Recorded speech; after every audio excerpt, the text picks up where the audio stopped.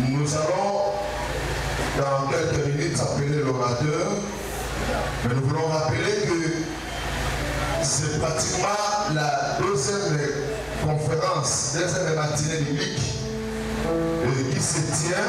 Dieu seul sait là où il va amener cette histoire. La première fois nous étions, c'était le 28 mars, à la salle d'Alassa, sur la route de Petrogomo, là où l'orateur nous avait parlé d'un thème comme au temps de Noé. C'était tellement riche, c'était tellement merveilleux, et il a pris à Dieu de toucher un bien-aimé pour que ce matin nous soyons de ses côtés, pour que ce matin nous puissions bénéficier de ces beaux cadres et de tout ce que vous pouvez voir. Que Dieu pense véritablement à notre bien-aimé et à toute cette église porte de Cana. Nous allons écouter ce matin, j'ai rappelé le thème tout à l'heure, l'influence du nouvel ordre mondial, je crois, dans l'église. Je ne sais pas comment moi je peux aborder un thème comme ça, je peux avoir quelques idées, mais je crois qu'il y a un homme ce matin outillé pour cela. C'est notre frère que nous aimons beaucoup. Sans plus tarder, sans vous prendre trop de temps, nous invitons notre frère, le pasteur Blaise, passer devant et prendre la parole. Quand il passe, nous acclamons le Seigneur pour cela. Nous acclamons le Seigneur pour notre bénédiction. Nous lui accordons le micro et le temps de pouvoir nous parler. Bien-aimés, vous avez la parole. Merci. Je suis dans la joie pour ce moment où le Seigneur me donne encore à partager la parole de Dieu avec vous. C'est vrai que le thème est si considérable, mais nous croyons que le Seigneur est là, il va nous aider pour aborder ce thème. Amen. Ce matin, nous bénissons Dieu pour sa présence. Nous sommes dans un mois de pluie. C'est pas facile d'organiser des manifestations, mais ce matin il nous a été favorable. Il y a eu la pluie, mais il y a aussi des beaux temps. Que Dieu soit loué. Merci pour votre présence. Vous n'êtes pas venu de vous-même. Je sais que c'est le Seigneur qui vous a attiré. Si le Seigneur ne vous avait pas attiré, personne ne serait là. Mais votre présence, c'est une manifestation de la gloire, de la présence de Dieu également dans cet endroit. Que Dieu soit loué. Je sais une chose. En sortant de cet endroit, vous n'aurez plus la même conception du monde. Parce que le Seigneur me met à cœur d'exposer les ténèbres. Exposer les ténèbres veut dire ramener à la lumière tout ce qui s'est fait dans les cachets. Et tout cela, ça se passe sous vos yeux. Seulement, pour que vous puissiez arriver à comprendre cela, il faut que Dieu vous ouvre les yeux. C'est pour cela, lorsque nous disons que Jésus-Christ revient bientôt, si vous ne connaissez pas les choses que je vais vous dévoiler aujourd'hui, vous allez croire comme si ce sont des histoires. Mais en réalité, ce ne sont pas des histoires. C'est une réalité vraie. Jésus-Christ revient bientôt. Amen. L'influence du nouvel ordre mondial dans l'église. Nous allons comprendre, creuser, aller au fond, voir c'est quoi le nouvel ordre mondial, quelles sont leurs motivations, leurs stratégies, leur influence et comment est-ce qu'ils arrivent à s'infiltrer dans tous les domaines de la société, entre autres l'église aussi. Et comment est-ce que lorsque ces gens vont influencer l'église, ils vont les détruire. Nous ne pouvons pas comprendre le nouvel ordre, l'influence que le nouvel ordre mondial exerce si nous ne comprenons pas au départ c'est quoi le nouvel ordre mondial. Et le nouvel ordre mondial, bien aimé, nous y sommes déjà. Alléluia. Est-ce que ça passe? On va aller doucement, doucement. Je dis aux frères, je vais préférer ne pas arriver à la fin, mais de dire l'essentiel. Du peu que le Seigneur permettra à ce que nous puissions parler. Et peut-être prochainement, nous aurons à continuer. Mais je ne vais pas sauter des choses. Je vais aller doucement, doucement. Alléluia. Notre premier chapitre, ça sera la guerre entre deux postérités.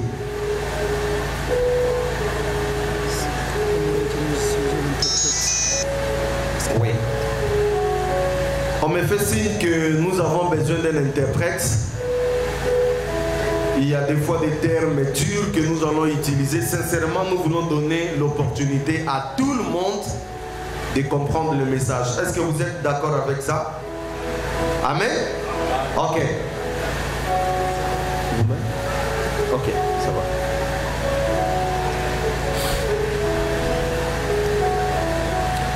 La guerre entre deux postérités.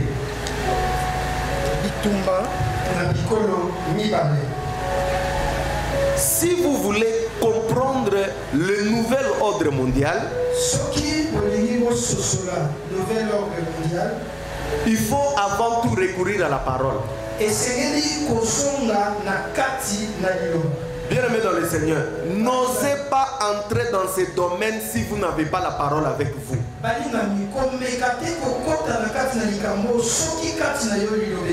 Il faut d'abord emmagasiner suffisamment la parole et là vous allez commencer à voir par rapport à l'œil de l'esprit.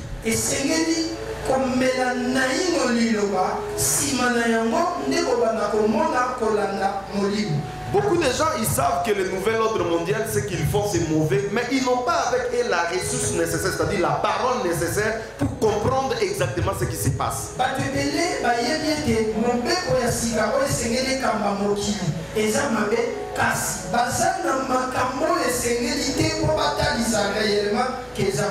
C'est pour cela que nous allons aller à la source. Déjà, d'entrée le jeu, j'aimerais vous dire que le nouvel ordre mondial, ça n'a pas commencé aujourd'hui ou hier.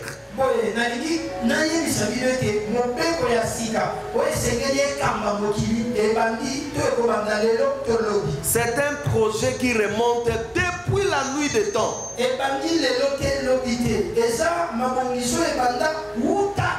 Et par la grâce du Seigneur, nous allons creuser dans la parole, voir la source et comment ça a évolué.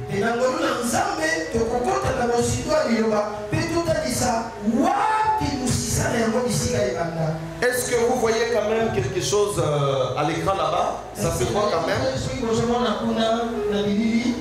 Ok, donc on va se débrouiller. Nous sommes le jour, c'est difficile pour un électroprojecteur.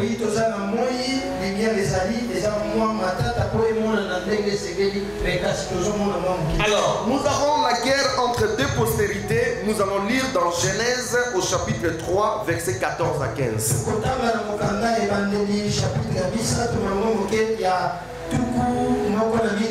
C'est là où tout est parti. Je lis le verset 14. L'Éternel Dieu dit au serpent: Puisque tu as fait cela, tu seras maudit entre tous les bétails et entre tous les animaux du champ.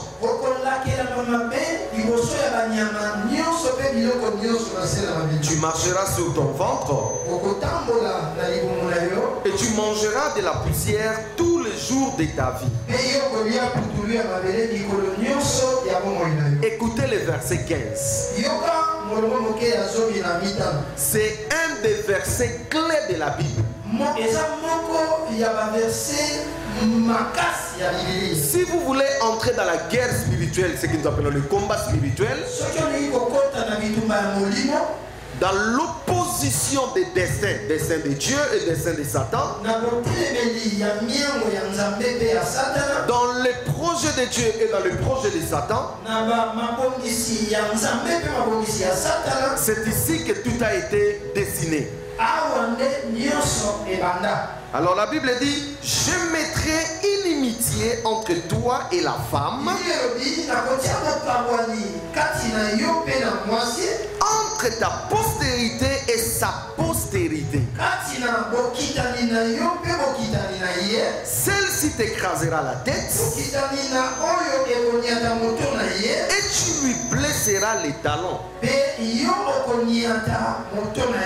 Alors, avant que je puisse vous expliquer un tout petit peu ces versets, j'aime bien lire la parole de Dieu dans plusieurs versions de la Bible parce que ça me donne un peu l'éclairage.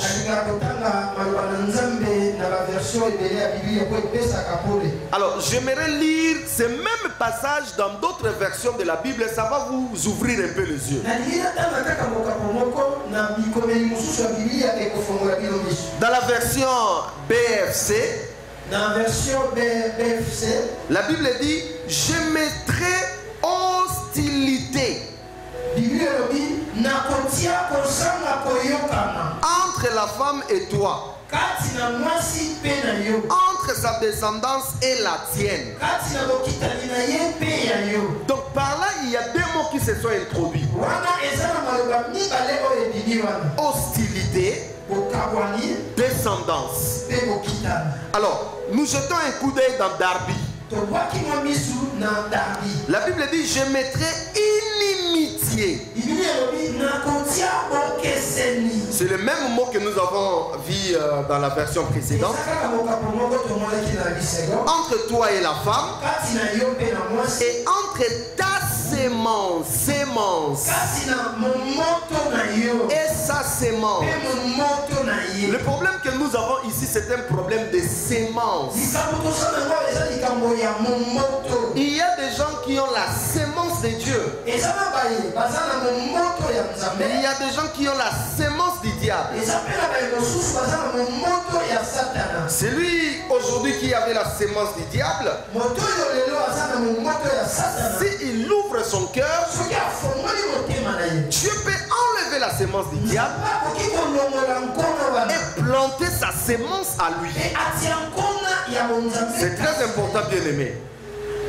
Alors, dans la version Jérémie, Jérusalem, la Bible dit, je mettrai une hostilité entre toi et la femme,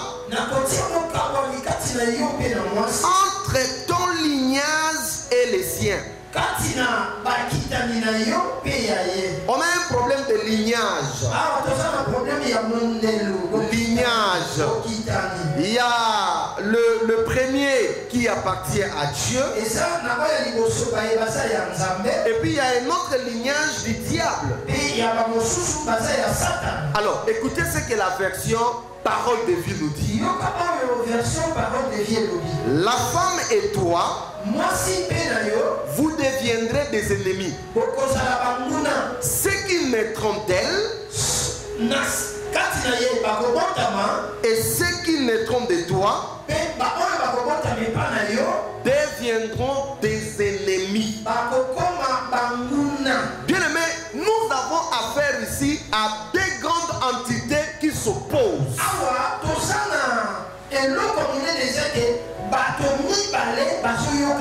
Il y a le mot ennemi qui est dedans. Alors, écoutez. La fin de cette histoire, c'est comment? Jusqu'à la fin, les deux entités vont se battre. Une entité voudra détruire l'autre et l'autre voudra détruire l'autre. Et seulement Dieu donne seulement la fin du film. Il dit, toi tu ne blesseras les talons. Tu ne blesseras les talons. Certainement, il y aura le sang qui va couler. C'est pour cela que vous voyez, partout il y a les enfants de Dieu, il y a toujours le sang qui coule.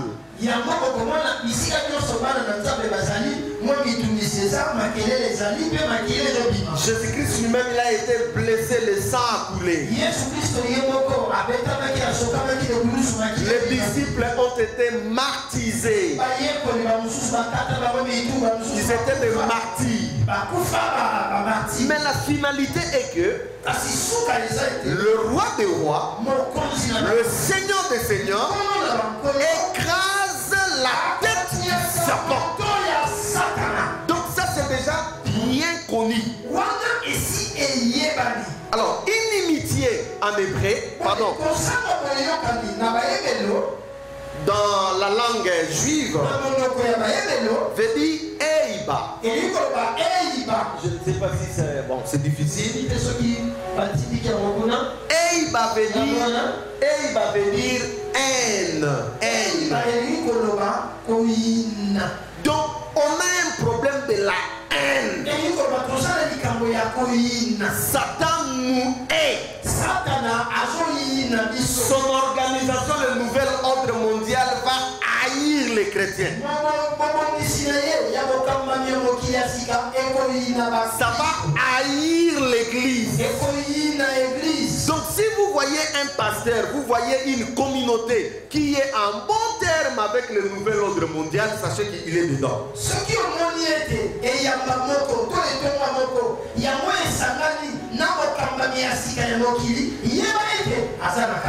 Alors, deuxièmement, c'est postérité. En hébreu veut dire zera. Zera veut dire sémence.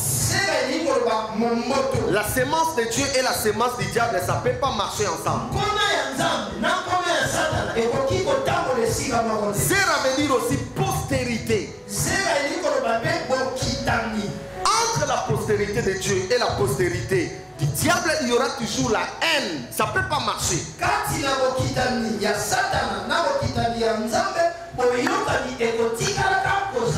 Zera veut dire aussi enfant. Entre les enfants de Dieu et les enfants du diable, ça ne peut jamais marcher. Zera veut dire aussi fils. C'est pour cela le Fils de Dieu, Jésus-Christ, ça ne peut jamais marcher avec le fils du diable qui est l'antichrist. Donc les deux chemins doivent toujours s'opposer. Zera veut dire aussi race. La race de Dieu et la race du diable. Zera veut dire aussi descendant, famille. Alors la famille de Dieu ne peut jamais se mêler avec la famille du diable. Bien aimé, c'est là où est parti tout ce que nous voyons aujourd'hui. La guerre entre deux postérités. La postérité de la femme. C'est quoi la postérité de la femme? Et c'est quoi la postérité du diable? Parce que nous sommes en train de parler de deux postérités. Alors, lorsque nous parlons de la postérité de la femme, j'aimerais que vous puissiez retenir deux choses. La première des choses, la postérité de la femme fait d'abord allusion à Israël. Israël comme étant nation, entité. Voilà pourquoi, quand vous lisez Genèse 12, 2, 3, Genèse 13, 15, 16, Genèse 13, 15 à 16, Genèse 15, 5, Genèse 15, 16. un jour, Dieu va montrer à Abraham de compter les étoiles et les sables.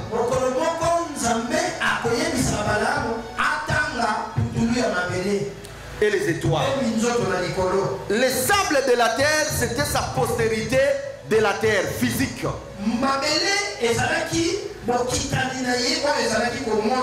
Donc prophétiquement, ça fait allusion directement à Israël. Et la postérité qu'il a vu, les étoiles, ça fait allusion directement à la postérité spirituelle qui est l'Église.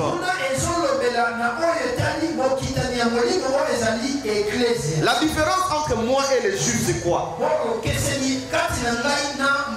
Les Juifs sont la postérité de la femme physiquement.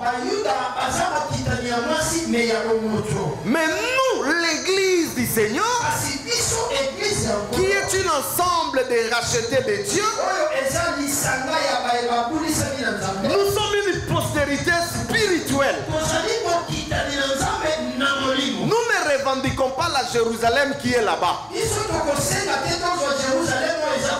Nous revendiquons la nouvelle cité, la Jérusalem céleste. Alors il faut bien comprendre cela. Alors ouvrez maintenant les oreilles. Quelle que soit la postérité physique qui est Israël, et la postérité spirituelle qui est l'Église, les deux seront poursuivis par la postérité du diable. La postérité du diable, c'est quoi? C'est tous ceux qui sont en rébellion avec Dieu. Tous ceux qui ont refusé la grâce de Dieu. Tous ceux qui ne veulent pas se soumettre à la volonté de Dieu. Dans Jean au chapitre 8, le verset 44. Ici, Jésus est en train de parler à ses compatriotes juifs qui pouvaient se réclamer aussi de la postérité de la femme. Il dit, vous avez pour père le diable. Et vous voulez accomplir les désirs de votre père. Vous savez que ce jour-là, les Juifs ont refusé. Ils ont dit, nous avons Abraham, ce n'est pas le diable. Mais les principes de vie qui étaient en eux, c'était le principe de vie du diable. Tu peux même être dans l'église et être de la postérité de la femme. Tu peux être dans l'église et être aussi la postérité du diable. Ce n'est pas parce que vous êtes dans l'église comme étant local que tu es automatiquement postérité de la femme. Donc nous voyons ici dans Luc au chapitre 3 le verset 7.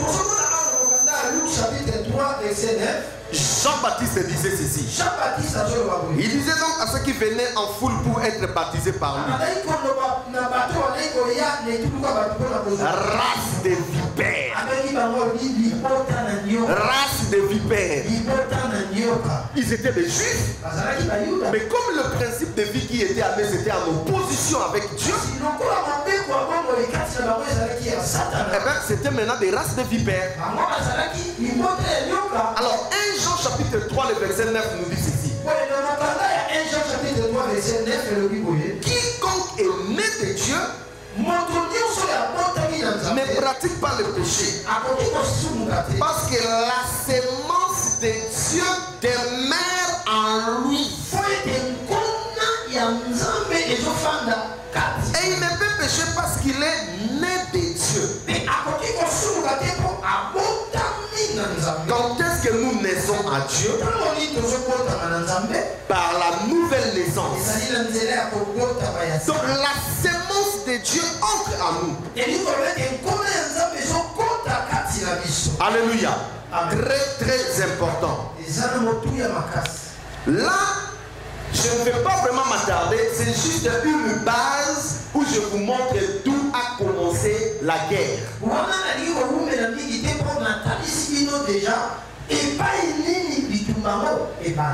Dès l'instant où l'homme avait péché, et que la sémence du diable était entrée, la guerre a commencé.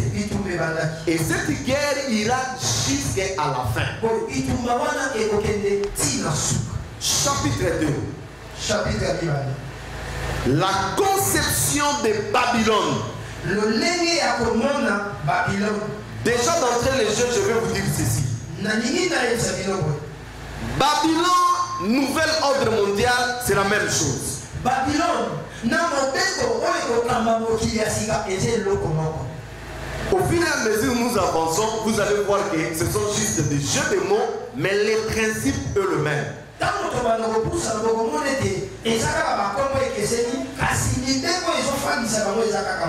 J'aimerais même anticiper vous dire encore, pour que vous compreniez bien. Nouvel ordre mondial égale antichrist.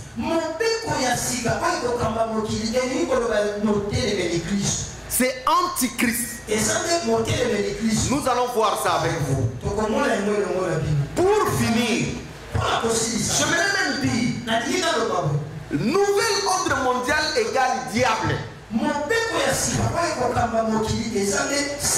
Ce sont des mots qui se cachent. Mais aujourd'hui, nous allons exposer les ténèbres. Conception de Babylone. Nous avons vu que Dieu a donné le principe de deux nations. Il y a que la nation de Dieu et la nation du diable. Postérité de Dieu, postérité du diable. Sémence de Dieu, sémence du diable.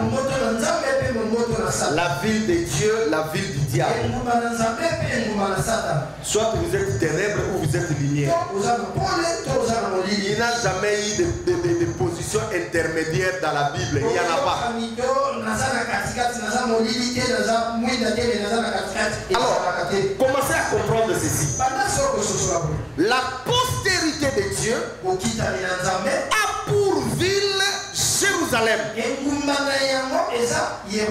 Nous avons la postérité de la femme physique qui a pour ville Jérusalem physique et la postérité de la femme spirituelle qui a pour ville Jérusalem céleste.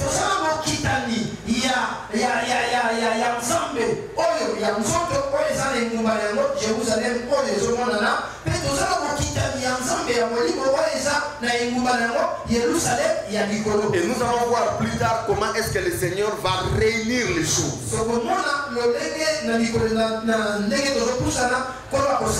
Maintenant, retenez bien ceci. La postérité du diable, depuis le commencement jusqu'à la fin, n'a qu'une seule ville.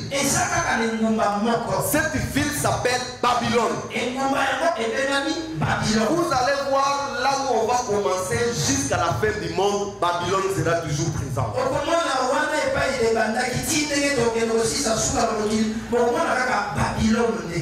Tout a commencé dans Genèse au chapitre 10. Le verset 8 à 12. La Bible dit Couche engendra aussi Nimrod. C'est lui qui commença à être puissant sur la terre. J'ai souligné le mot puissant sur la terre.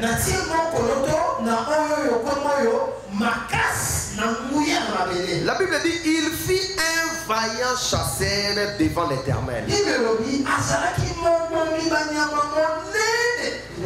J'ai souligné le mot chasseur. C'est pourquoi l'on dit comme Nimrod, vaillant chasseur devant l'Éternel. Il régna d'abord à Babel. J'ai souligné le mot Babel.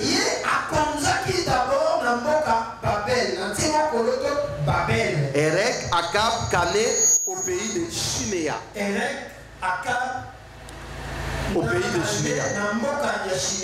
De ce pays-là sorti Azur, il bâtit Ninive, Rehoboth, Hier, Kalash et Resen. Entre Ninive et Kalam, c'est la grande ville.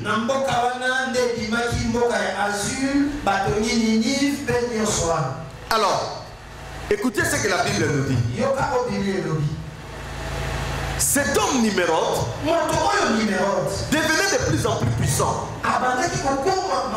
Nimrod est venu quand? Nimrod est venu après les déluge. La terre était corrompue. Dieu a détruit. Noé est sorti avec ses enfants, sa femme et ses gens. Et là, après le déluge, les gens commençaient encore à se multiplier. Mais à ce temps-là, chacun s'occupait de sa propre maison. Tu fais ton champ pour ta maison. Tu fais tout pour ta maison. Chacun était le gérant de sa maison. Après, il y a eu un homme qui a commencé à s'élever. Nimrod. Nimrod, il a commencé à aller en chasse. Mais plus il allait chasser, tuer les animaux. Il commençait à entraîner aussi les autres avec lui. Et comme il était un grand chasseur, il commença à donner des ordres. C'est comme ça, de plus en plus, Nimrod va devenir puissant, dominant sur ses frères.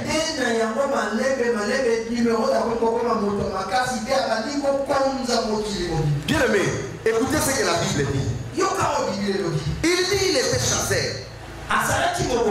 Toute idée de la chasse n'est pas du côté de Dieu. Les chasseurs dans la Bible. Écoutez, du côté de Dieu, nous avons des bergers. Tous ceux qui sont en rapport avec Dieu sont des bergers. C'est pour cela, vous, pasteurs, vous me suivez, vous êtes des bergers. Vous prenez soin des âmes. Mais Nimrod, lui, n'était pas berger.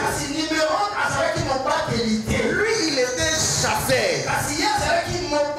Donc, spirituellement, c'est quelqu'un qui allait détruire des âmes.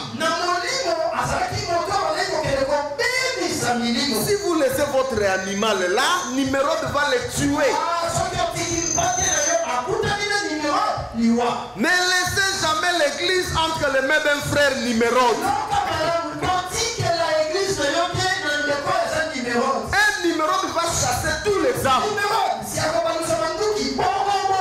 Il couche avec des âmes à gauche, il ramasse à droite, il escroque à gauche, parce qu'il a le principe de chasseur.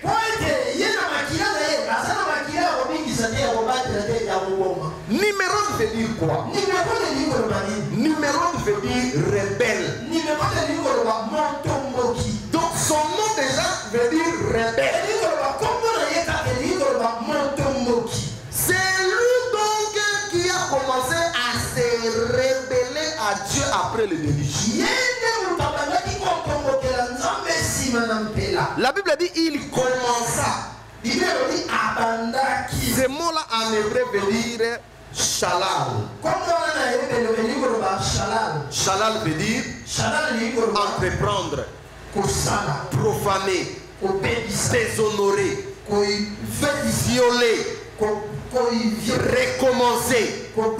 C'est ça l'origine du mot shalal. Donc Nimrod en tant que rebelle, c'est lui qui va commencer à entreprendre. à profaner, à scier, à déshonorer. Et c'est comme ça se passe. La Bible dit qu'il était puissant. En hébreu c'est Gibor, qui est héros, vaillant.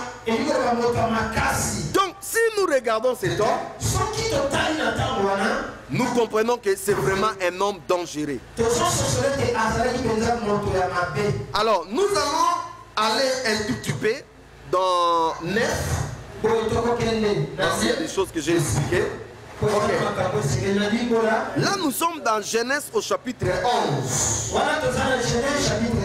Le verset 1 à 9. La Bible dit toute la terre avait une seule langue et le même mot. Comme ils étaient partis de l'Orient, ils trouvèrent une plaine au pays de Chinéa. Et ils habitèrent. J'ai souligné le mot Chinéa. Il y a déjà un autre mot que je n'ai pas encore expliqué, le mot Babel, je sais. Donc ici on nous dit qu'ils trouvaient une plaine au pays de Chinéa. Et ils habitèrent. Ils se dirent l'un et l'autre, allons faisons des briques et cuisons-les au feu. Et la brique leur servit de pierre et la bitume leur servit de ciment.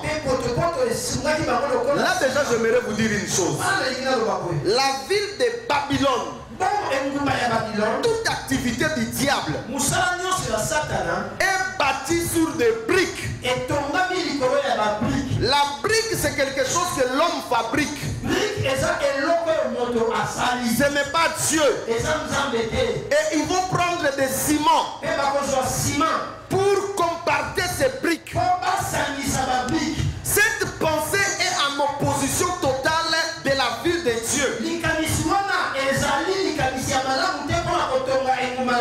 Parce que la ville de Dieu, l'église du Seigneur, la famille de Dieu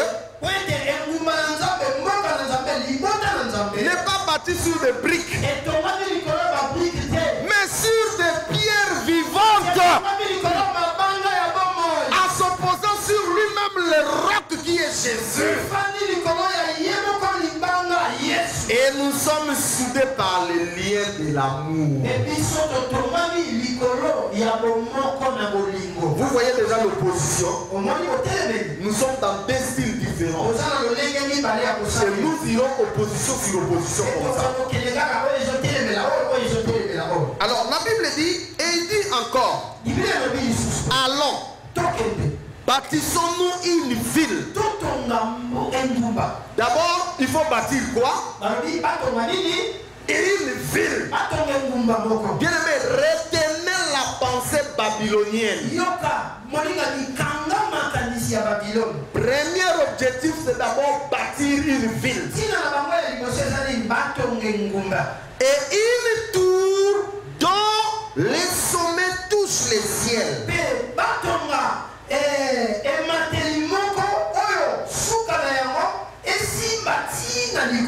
Donc, deux objectifs principaux de Babylone. Une ville d'abord et un tour. L'Éternel dit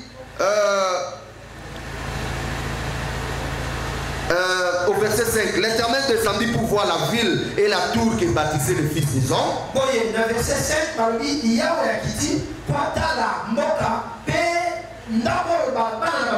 Et l'Éternel dit, voici ils forment un seul peuple et ils ont tous une même langue. Et c'est là ce qu'ils ont entrepris. Maintenant, rien ne leur empêcherait de faire tout ce qu'ils auraient projeté.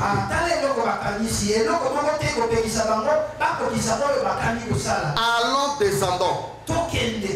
Et là, confondons leur langage. Afin qu'ils entendent plus la la langue les uns les autres.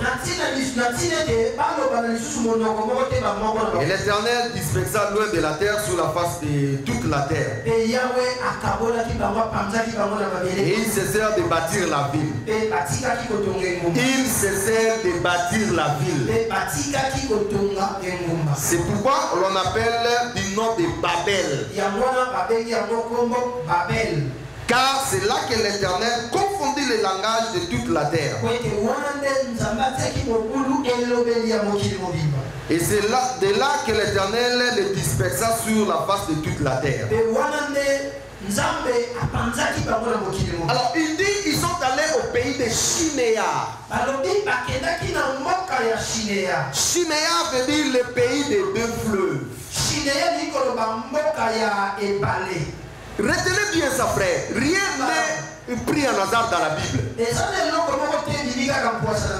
Shinéa veut dire pays des deux fleuves. Donc, quand vous regardez là où ce pays des deux fleuves se trouve, c'est aujourd'hui là où se trouverait la ville, le pays de Irak. Et là où il y a l'Irak aujourd'hui, il y a le fleuve Tigre et le fleuve Ephrata.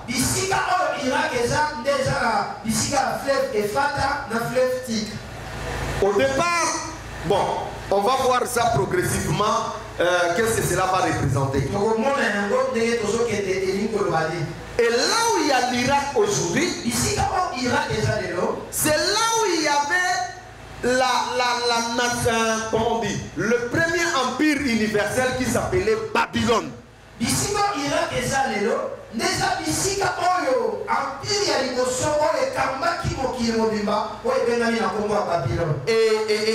Saddam Hussein lui-même s'est réclamé d'être le descendant de Nabucodonosor.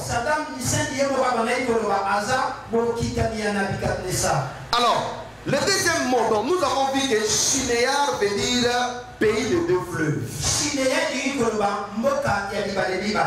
Alors, le mot Babel, là où on nous dit qu'ils sont allés au pays de Shinéa et ils ont bâti une ville, ils ont donné le nom de Babel.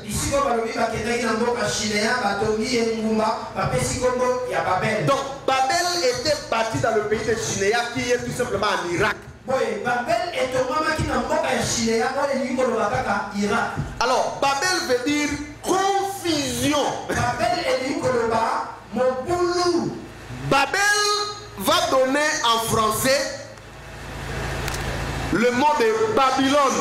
Babel n'est en français et Babylone. Donc, Babel égale Babylone. Babylone. Est-ce que vous comprenez cela? Parce que si vous ne comprenez pas maintenant, ça sera difficile quand je vais beaucoup plus avancer. Alors, nous avons tout, parce que nous avons, ils ont bâti d'abord la ville dans le pays de Shinéa qui s'appelle Babel, confusion.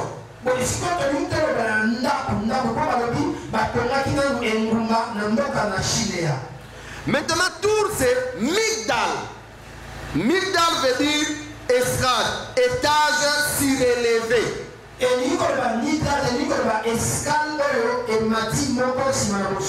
Alors, regarde la synthèse que nous faisons. Une ville, c'est une entité politique.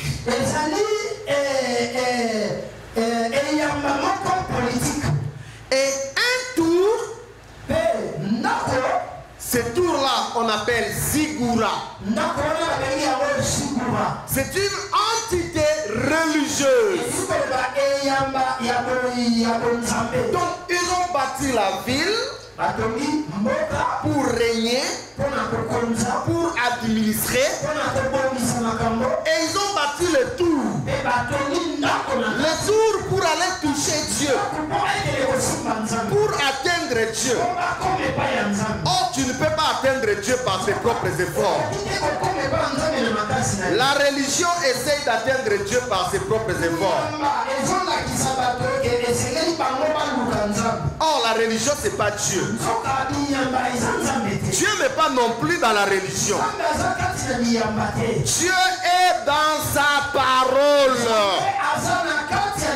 Vous êtes dans la parole de Dieu, là Dieu est. Deux choses en conclusion. Lorsque Nimrod va injecter la pensée mauvaise de la rébellion,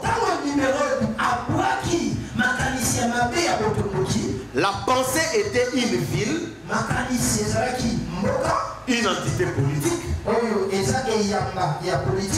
et un tour qui est une entité religieuse. Et ça va aller comme ça jusqu'à la fin des temps. Ville et religion. Côté politique, côté les deux vont toujours marcher ensemble. Alors là, je vais vous montrer quelque chose que vous allez, vous serez surpris. Regarde le tour, comment c'était. Ce tour qui a été inachevé, détruit. Quand Dieu est venu leur confondre la langue, l'Union européenne, nous allons parler de l'Union européenne. Si je vous ai ramené là-bas, c'est pour que vous compreniez que la pensée du nouvel ordre mondial n'a pas commencé aujourd'hui. Ça vient de loin.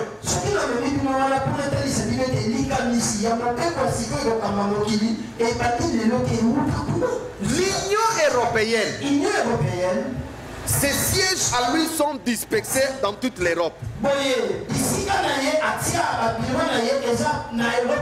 Alors par exemple la commission, c'est-à-dire l'organe qui pilote l'Union européenne, lui c'est au niveau de Bruxelles.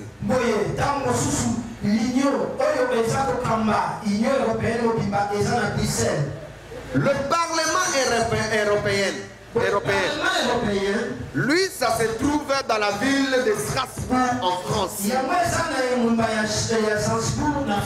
Et dans le Parlement européen, bien aimé, ils ont reproduit Babel.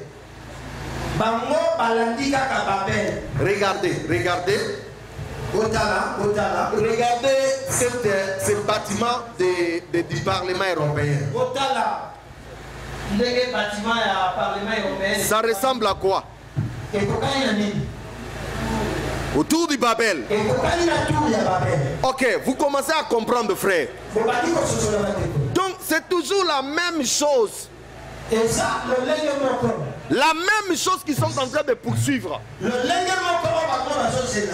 Ils ont commencé depuis longtemps. Et ils continuent petit à petit. Est-ce que vous avez compris? Et ce n'est pas seulement les tours qu'ils ont reproduits. Je vais commencer à vous surprendre, frère. Ils ont d'abord reproduit le Parlement européen sous la forme de Babylone, de Babel,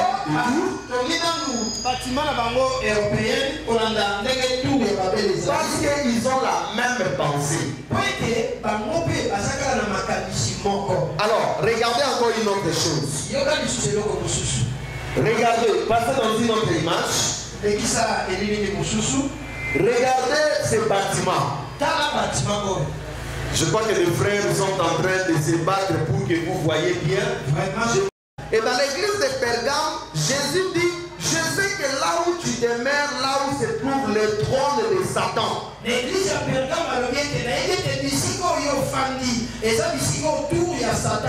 Donc dans l'église de Pergame, dans la ville de Pergame, il y avait le trône de Satan. Alors il y avait un grand hôtel. On appelait ça Zeu sauté.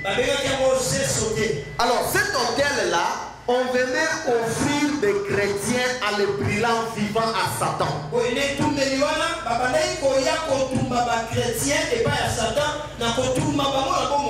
on leur donnait comme des offrandes à Satan.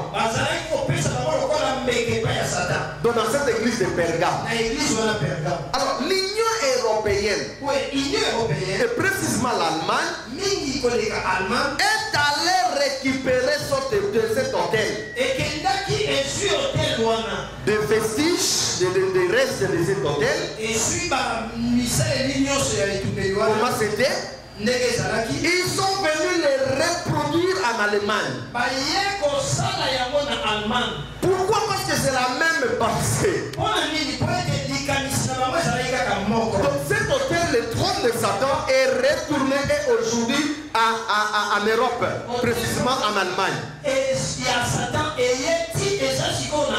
Et vous voyez comment les gens sont là en train d'aller le visiter. Passer en grand hôtel, comment les gens sont en train de le visiter. On a reproduit ça exactement comme c'était auparavant. Alors, passons à une autre image. Ça, on appelle ça les portes du Star. Porte du Star, c'était dans la ville de Babylone. C'était l'entrée principale de Babylone. Donc quand vous entrez officiellement dans la ville de Babylone, vous devez entrer par la porte du Star. Ça symbolisait la puissance et la gloire de Babylone. L'Union européenne, l'Allemagne toujours, est allée récupérer les portes du Star. Et puis on a venu les reconstruire comme c'était à l'Union européenne. Je crois que là vous commencez à comprendre beaucoup de choses. Pourquoi on récupère ces choses-là, on les ramène chez eux? Et tout autour de cet enseignement, nous verrons pourquoi. Voilà. Donc là nous avons compris. Nimrod a commencé à bâtir la ville. Il va bâtir une ville. Et il va bâtir un tour. Donc en réalité il bâtit la politique. Et puis il bâtit la religion. C'est deux choses que le diable ne veut pas quitter. Et on va voir ça.